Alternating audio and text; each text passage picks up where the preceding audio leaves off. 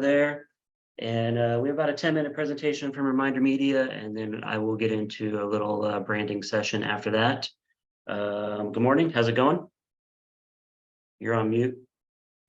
Awesome. Hi, Travis. How are you? Thanks for giving me a couple minutes of your guys' time today. Yep.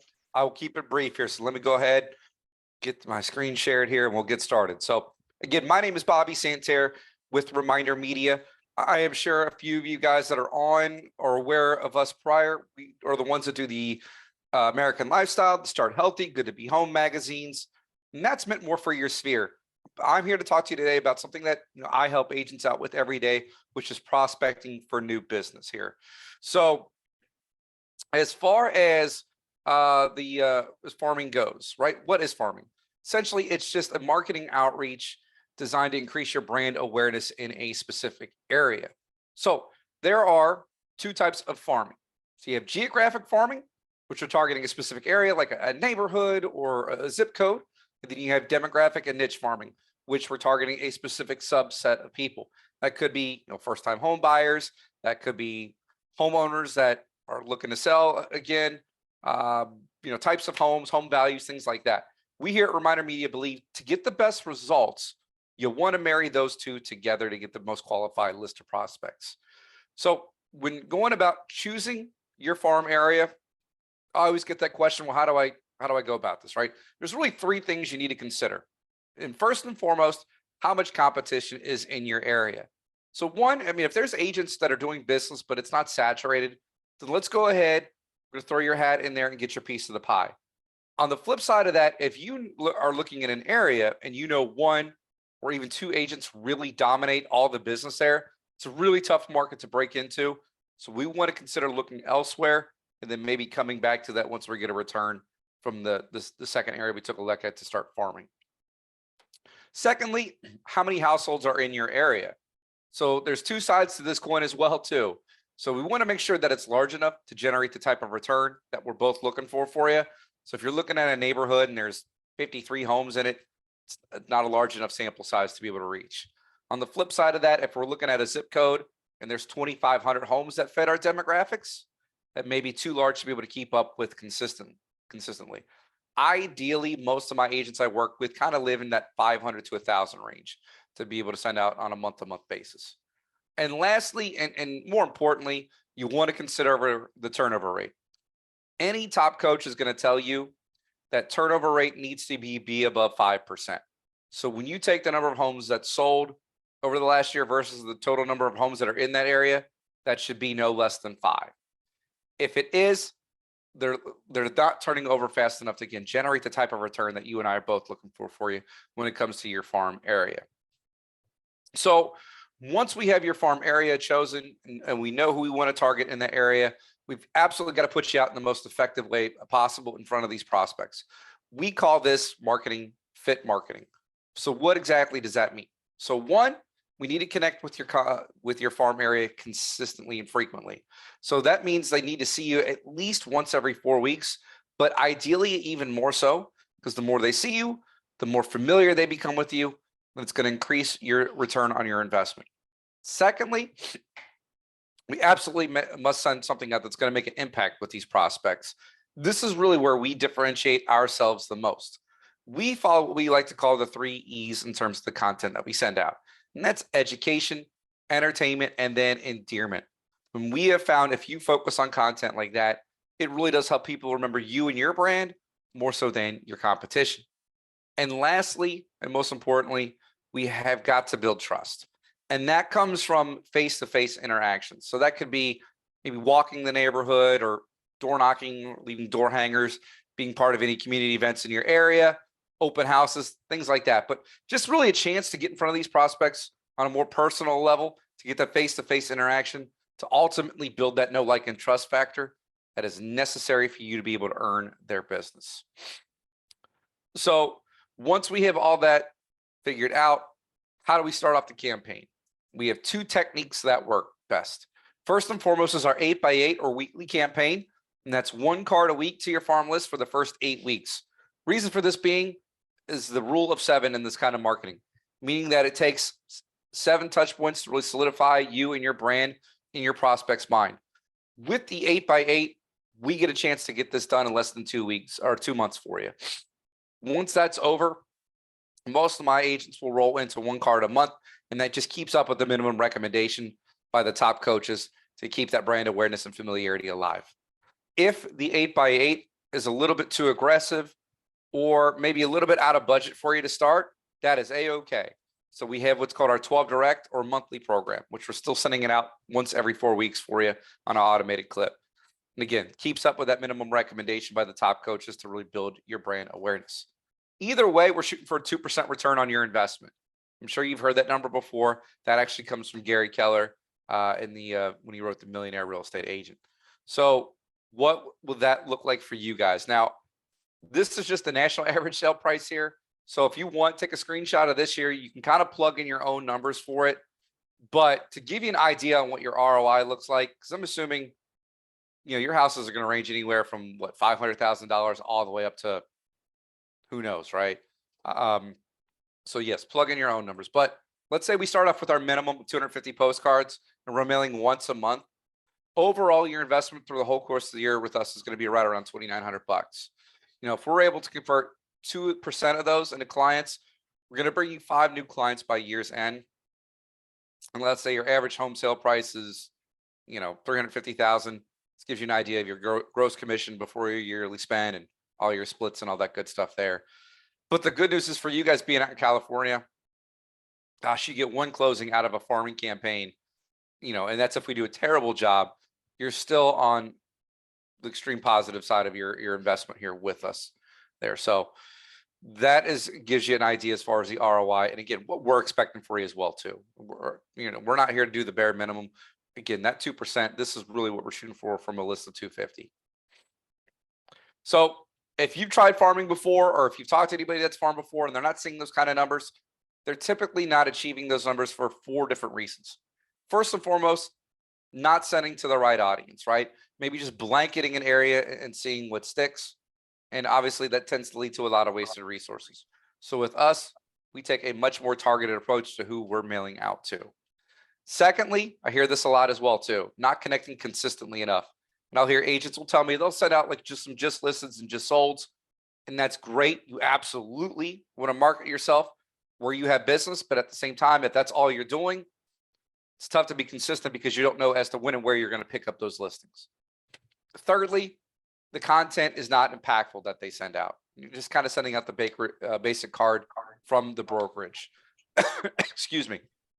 And again, with us, where we really differentiate ourselves, we mix up that content each and every month so that messaging doesn't become stale and we're more likely sending out an item of value to your prospects. And lastly, this is the biggest one here, is that you guys simply don't have enough time in your day to keep up with your marketing on your own. So if you try, a lot of times those will go do 1 or 2 mailings and it'll get put on the back burner and it doesn't go anywhere from here. So this is where we come into play. So for lack of a better phrase, we're your easy button, right? We handle everything from the design of the postcards to the printing and mailing out to building you that qualified list of prospects first before anything else. So with my list builder, I can build you a radius as big or as small as you need. We can do it by zip code or multiple zip codes or city limits, county limits. And then from there, we'll build in the specific demographics that you guys want to target in those areas there. Secondly, we know we absolutely have to tie in your online marketing to your print. So we provide you with your very own branded landing page and free QR code on every single card to go out for lead capture. So this is going to provide them with a rough home market estimate. We will email you their contact information right away. You can even opt into text alerts. We'll text you right away. You got a much better chance of being that first contact they make. I'm sure you've all heard the number. 82% of people go with the first agent that they see or they think of. So if we're able to make you first there, more than likely we've earned you a client from there on out. So that is what the QR code is designed to do there. So that's really the program in a nutshell, right? So really to recap, we're sending out higher quality cards with engaging content to a more qualified list of prospects for you on a consistent basis. And now we add in that lead capture component, the landing page. We're able to dramatically increase the ROI for our clients here. So I threw a lot at you guys. I know I'm kind of short on time here, but I did want to answer any questions that you may have, whether it be about the cards, the designs, the list builder, anything. When we'll get into pricing as well too. But any questions for me outside of that? I don't see any coming up in the chat. I'll bring them up if I was gonna say, anybody yeah, I don't throws see anything anything down in here. there. Okay, got it.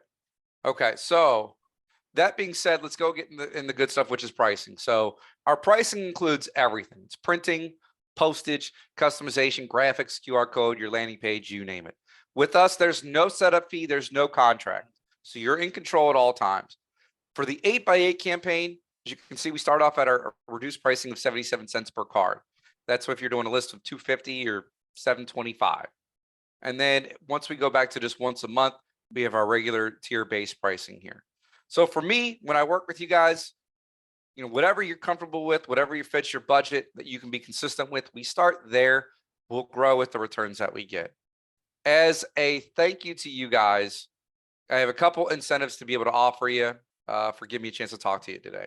And so I'm going to do $40 off your first mailing of 250 postcards or more. I'm also going to build you your targeted mailing list of up to 1,000 addresses for free. We do normally charge 9 cents an address for that list one time. This first one's on the house. And then you own that list. You do whatever you want with it. For those of you that would like to set up a time later to talk one-on-one and get you started, you just go right here to remindermedia.com/Robert and select any time. I'm looking forward to talking to each and every one of you, helping you bring you some business here there to the end of the year and especially going into next year. But again, I do want to let you guys get back to it. Appreciate your time. Travis, I'll send over this information to you as well too, and that way you have my contact. And like I said, look forward to talking to whoever would like to start getting some business here brought their way this year. Yeah, sounds good. Let me make sure. Yeah, okay. Thought I was on mute. All right. Sounds good. Appreciate the presentation. We're getting into the time where people are going to be thinking about selling their homes Right. more than they do in other times of the year because we're heading into summertime. Right. A lot of we're experiencing some inventory shortage. We all know that right now. Some of that is, a little bit seasonal right now because people are finishing up school. They don't want to list their home. They've got Correct. events happening, graduations, all this other stuff going on. So if you're going to start any type of mailer campaign, even if it's just through the summer, I recommend doing it longer than that. But, getting it into place over the next couple of weeks would be my recommendation. Absolutely. Because more people, mailers are a lot about timing, so Right. is the Right. mailer, hitting their door right when they're kind of thinking about selling. And that's what I've experienced over the years. I built my listing business when I got into the business 20 years ago off of mailers. That's how I got almost all of my listings when I started out. So Yep. I know we like to always think digital these days, but mailers do still work. They are still effective, especially since over 50% of the homes selling right now are from the boomer demographic. So Correct. you have to They think still like about to get that. something. They like to have something in their hand directly. Yeah. And you think about it, people are so tired of scrolling on their phones or their tablets or whatever, that are they really looking when they're there? That's why the postcards are still so effective. So, Yeah. and like I said, this is a set it and forget it campaign for you guys. There are about 220 options for the cards that you're able to pick and choose from. And that if you need anything outside of that, our custom design team's able to do whatever you need to do as well too. The goal is just to make life easier for you so you can stay focused on the 1,001 things you got going on a daily basis. Let us handle this for you. And Yeah. then, you guys do what you do from there. So, Cool. yeah. Yeah, I'll send this over to you right now, Travis. Again, thank you guys so much. And like I said, look forward to following up with each and every one of you. Okay. Appreciate it. Take care, guys. All right. So let me share my screen again. Okay. So I thought just to kind of piggyback on that a little bit, I'd go over some kind of basic branding stuff, getting your digital footprint into place. What is a digital footprint? These are things that are really important, especially if you're just getting started in the business, or if you've been in the business a little bit and you really just haven't done some of these core things in the beginning. If you're trying to, effectively build your business, having an online presence is, it's key because people will Google your name. If you're doing these mailers or if you're door knocking, or if you're doing even just digital, Facebook ads and stuff like that, people will Google you. And if nothing comes up in the results, it's kind of like you're shooting yourself in the foot here, because you're spending money on marketing, yet you have no backup to that when people try and research you to see if it's a legit offer, or if you're a legitimate real estate agent. So let's just get into a few things here that I recommend doing. It's not difficult. So first off, getting your professional image in order, especially online. So I like to start with the bio, because if you write yourself a nice professional bio, you can use that on all these other sites that I'm going to show you. You can put it on your social media, you can use it on your websites, you can use it over and over and over again. So if you spend a little time writing a real good one for yourself, now then you can just duplicate it, put it in a Word doc or something like that, so you can copy and paste as you're setting up other online profiles. When you're doing this, and I'll put this PDF in the Facebook group under this live stream, because it's saving in our Facebook group. I'll throw it in the comments so you can have this, and you can click on some of these. These are some hyperlinks I threw in here as well. So some of the recommendations is you want to write it SEO friendly. So search engine optimization friendly is what I recommend, because a lot of these sites do work well for that. Some things you want to look at. So start with a strong headline. Your headline should be, attention grabbing and include relevant keywords such as your name, your specialty in real estate, your location. So mine might be, Travis Breton, Carlsbad could be one of the keywords that I'm trying to use in my professional bio. Like, I want to use that word grouping a few times, because if I'm sending out mailers and other things and people want to try and find me, that might be something that they would, use in their search engine to locate me. So I always like to think, what would I Google if I was trying to find me or whatever my offer is? Highlight your unique selling points. Your bio should include information about your experience, achievements, unique qualities that set you apart from other real estate agents. Even if you're brand new and you haven't sold a home yet, what kind of experience do you have in other markets or other job fields that maybe can help with this, customer service, things like that? You can always talk about things you're going to provide if you don't have a lot of sales to back it up yet. Use relevant keywords. I just talked about that: location, property type, specializations. If you're into equestrian property or something like that, or you're trying to get into that demographic, use that keyword, use that type of wording in your bio. Keep it concise. Your bio should be no longer 300 or 400 words.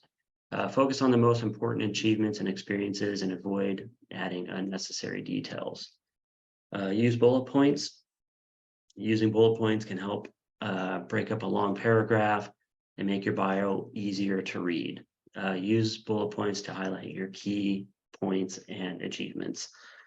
That's a good place to also put a lot of keywording and stuff like that, is in the bullet points, areas you service, cities you service, and be specific with it. I service Oceanside, I service Carlsbad, I service San Marcos. You can repeat those in the bio, because that helps with your SEO placement. Include a call to action in your bio, with a call to action such as encourage potential clients to contact you for a consultation, learn more about your services. Maybe you want to put in something that you're going to be offering everybody out there, some sort of rebate or program or something you do. That's a good thing to end on as well. And then update it regularly. Make sure you update your bio regularly with new achievements, experiences, keep it fresh and relevant. So following these tips, you can create SEO friendly real estate bio that will attract potential clients. Some examples would be, if this were me, these would be the types of words that I would want to put in to the into my bio. Because if someone Googles best Carlsbad realtor and my bio says that a couple times, the chances of me coming up in that search inquiry are going to be greater. So, and you don't want to cram it full. You don't want to use it 10 times. That can actually work in reverse. You want to use it, 2 or 3 times within your bio, kind of sprinkle it in and use them, a few different ones. So after you have your bio, then you can start placing that on websites and everything else that you are going to be creating. So you won't have to be doing this over and over and over again. One thing I want to share, we get asked about websites and things like that. We don't provide a company website for the agents, mainly because we don't collect a monthly fee here. But I also recommend, having one that's more personalized anyways. And actually, NAR provides a free one for you, for everybody. If you have NAR membership. So basically, if you're a member of a board, you can get a free branding kit. And there's a link right here that you can use in the PDF to get straight over there, but it will provide you with a free website, a free .realtor domain name. So you could put your name .realtor would be where people would go to get here. And then they've got a little CRM in there as well. And what this looks like. So when you click on the link in this PDF, it's going to take you over here. And basically, these are the things you're going to get. So if you're looking for a free website option, go here. You can set this up today. It doesn't cost anything. You'll probably have to put in your NERDS number. So, get that handy. But these are the things you're going to get when you do that. And so this will give you a little kickstart to your branding. Especially if you don't want to spend money on a website and things like that. I know a lot of people say they're a waste of money. I didn't get anything from it. You always do have to drive traffic to the website, but just having the website is really good. You could put it on your business cards. You could put it in all the stuff you do, your email signature. So now you don't really have an excuse. Just go over to the branding kit from NAR and you can pick your free one up there. So before I move on, let me check chat real quick. Yeah, I do believe you can use your own domain there. If you already have a domain name, I believe you can point it over to this website as well. Okay, continuing on. So that's a branding kit. If you don't want to use that, if you want something, I don't know, maybe a little more robust or something like that, there's other website providers out there that are free to start. A basic Wix, Squarespace, Active Rain's kind of a blogging thing if you want to get into that. WordPress. WordPress is, it's a really good option if you want to have a lot of functionality and good search engine optimization options. It can be a little challenging because you do need to know some light coding, but there are some AI programs out there now that can actually kind of help you with that. So some other ones, if you want to pay, you can look at Playster. I know they had a deal going on with NAR as well. So they've got a pretty good discount over there with NAR. That's a really good website.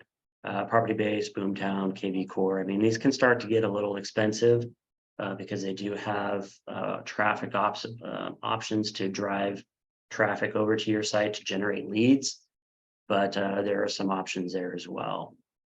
For websites, yes, it helps with branding. If someone Googles your name, they got your postcard or whatever, and they want to just check you out, you have to remember that most people, if they're going to a website, they want to look at homes. So having an IDX set up, which is basically an MLS feed on your website, I would highly recommend having that on your site if you're going to get one.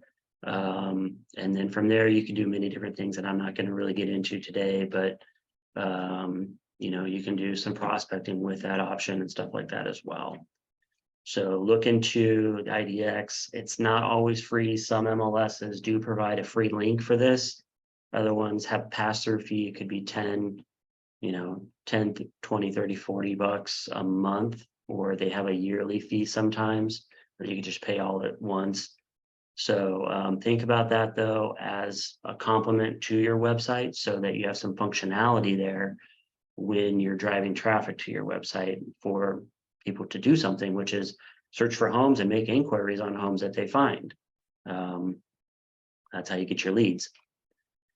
Domain names. If you're going to choose a domain name, if you have a hard name to spell, my name gets messed up all the time. My last name does. It's spelled incorrectly all the time.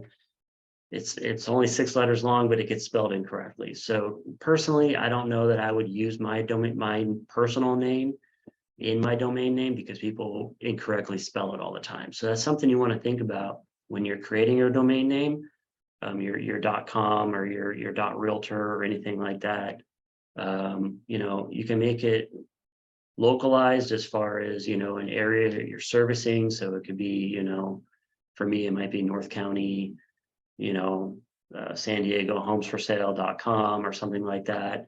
That's a little long, but you can think about that, make it as short as possible, easy to spell, something that's going to look good on an email signature that's not too crazy long and take up 2 lines. You want to take those kinds of things into consideration when you're doing your domain name, because that's basically your storefront. So you want to make it work for you. You can get these from GoDaddy. They're like 20 bucks a year, depending on what kind you get. If you're not going to take this realtor.com or this .realtor or .real estate option offered by NAR.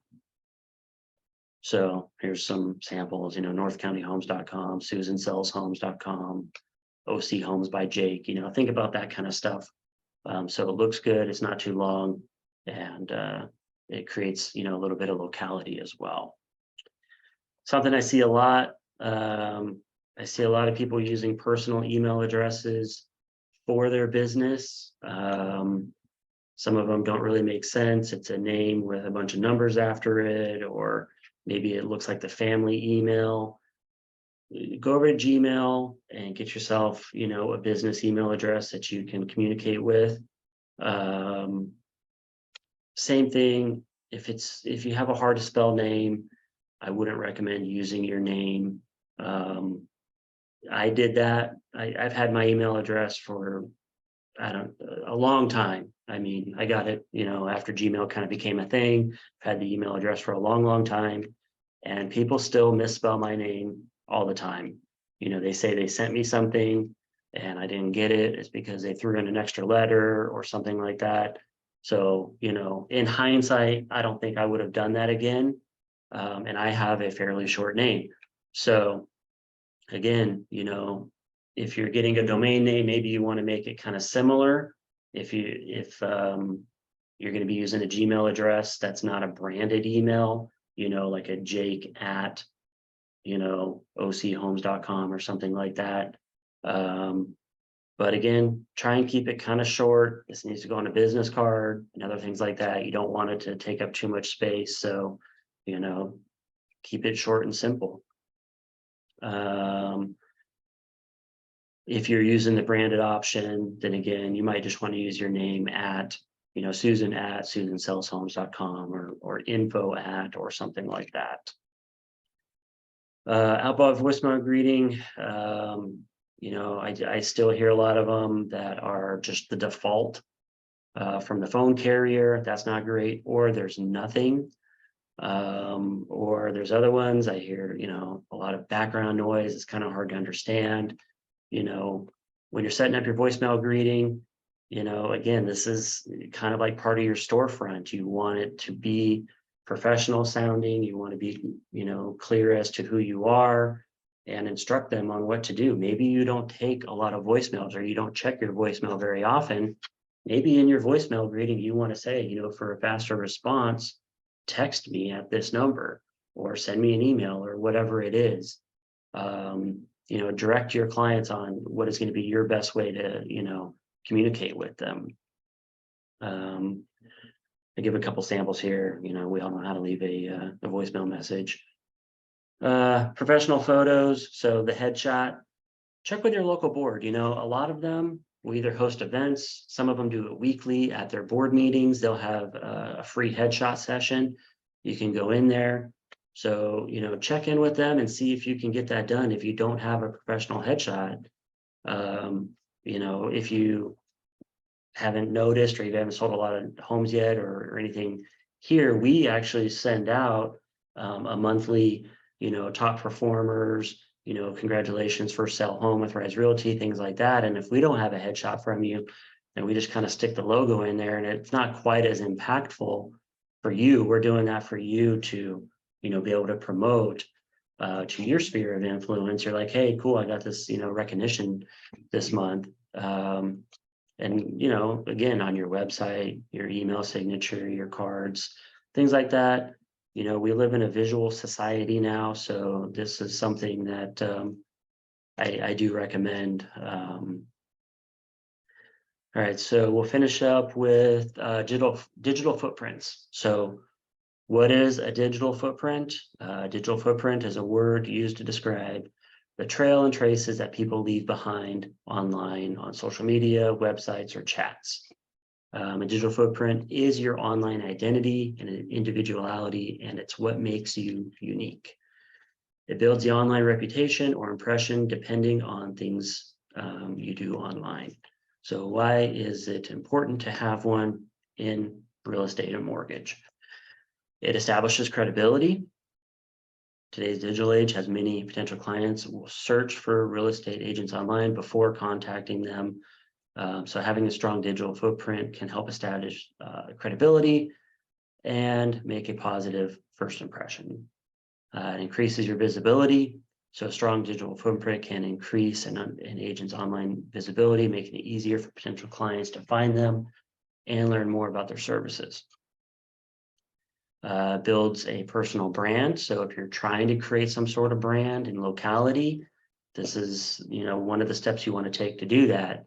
It can help build a brand by sharing valuable content and showcasing their expertise in the industry. Generates leads. Yes, it does. I said before, I built my listing business off of postcards, but I built my buyer business off of online presence. So I did a lot of traffic building to my website, and that's where I would get all my buyer leads, was online. So it will help you as long as you're using it and you're constantly building your online presence. You'll get buyer leads. Seller leads come there too, but mostly you're going to get your buyer leads from there. They're also a little bit easier to generate, especially online. And improves communication. Digital footprint can help improve communication with clients by providing multiple channels for contact, such as email, social media, chat, things like that. Let me check the chat real quick. Yep, I will share the presentation today after this. So there's a passive digital footprint and an active digital footprint. I like to focus on the active. So an active digital footprint can be compared to the crumbs you leave on the internet trail that you want people to find. In real estate, we do this so that a prospect, a client, or a referral partner can easily find our contact information and services offered. It's an important aspect of digital marketing to take control of, especially in today's active online marketplace. Taking control of your active digital footprint can be critical to the health and long-term growth or decline of your business. So this is, something it's ongoing. Some of it will be, set it and forget it. But, when people Google your name, you want to be found. So,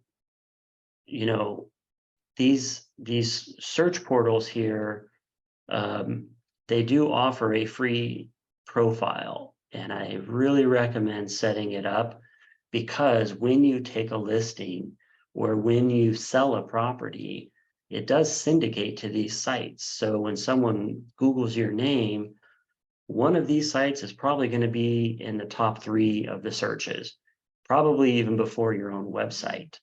And so if someone Googles your name and Zillow or Realtor.com or something like that comes up first spot on Google, they're probably going to click that, and it's going to take them over to your profile page on that particular site. And on that profile page, it's going to show them how many past sales you have, any reviews that have been left for you if you're using any of those for reviews, and your bio will be on there, areas you service, all that kind of stuff, everything you basically input into that profile that you want people to know about.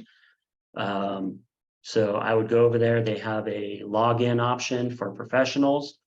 That would be you. You'll go in there and, add in your bio, fill it out as completely as possible, add your headshot, put your website address in, and it will really help. So, I mean, these 5 sites right here, if you did those this week, then you have already increased your digital footprint by having your name pop in on 5 different websites. So when people Google your name, and you'll see it right afterwards, all of a sudden these sites will start coming up. And hopefully also yours as well. A couple extras you can use. You can apply to be on these other websites, which is going to be Rocket Homes and Estately. They also have some profile stuff that you can do on there. A tip, do a Google search for real estate agents, your city. So just, real estate agents, Carlsbad, real estate agents, Clovis, real estate agents, Orange County or whatever, and see what other consumer sites or directories come up in the search, because those are the ones you're going to want to be on. Those are the ones that are the most active in that particular location. So you may come across other sites like a Wiki Realty or a Home Light or something like that. Go in there and create a profile there too, because you want to be on the sites that are coming up most for that search term.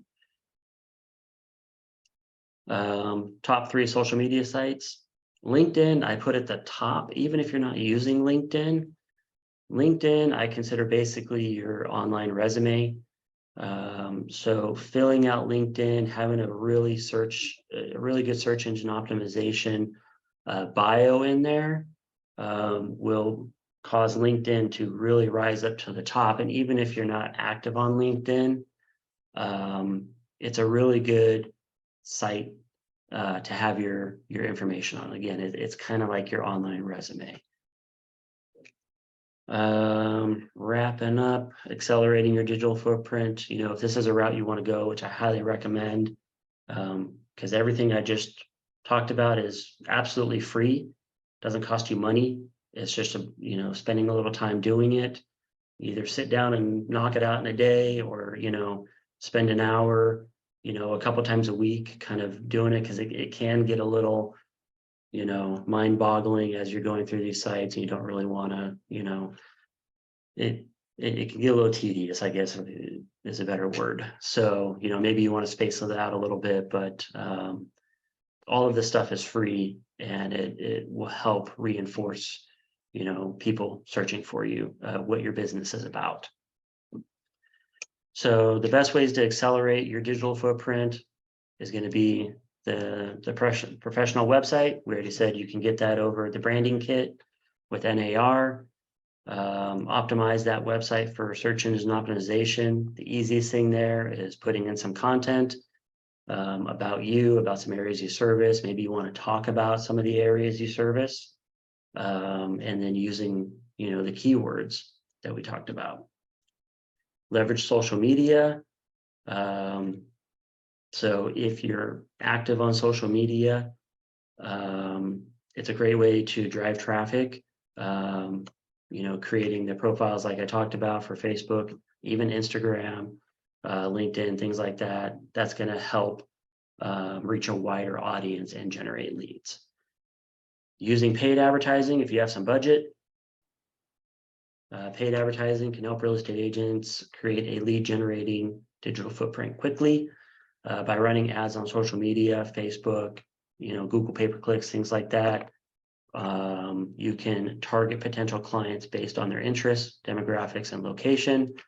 You can drive them back to wherever you want to go. If you're running those ads, you can drive them back to your website, your business pages, wherever you want to send them, that is going to generate the lead. And then offer valuable content, creating and sharing valuable content, blog posts, videos, infographics, things like that. We've been creating some ebooks. They're in the online office. If you want to go grab one of those, they're free to use. Just grab them. That's why we put them back there. You know, that's part of building this as well. So let me just check chat super quick. Looks like no questions. Okay, so that's my spiel on the digital footprint. You know, you probably want to get on about 10 pages if you can, or 10 sites basically, so that when someone Googles your name, you know, they've got multiple options there. And it'll, if you happen to have anything negative on the internet, it can help push that stuff down far enough to where, you know, it's not going to be seen so much. So if the first things that come up are realtor.com and Zillow.com and all these other search portals with your bio on it, more than likely those are going to be some of the first things that people search out. So that's about it. I'm happy to answer questions, dive deeper if you want to schedule a time with me. My scheduler is in my email signature.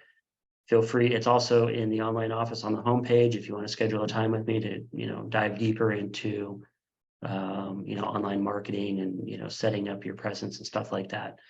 So hopefully let's give you a little bit of info to work on for this week and on some stuff to build your business with. Hope everybody has a great week, and I will talk to you later.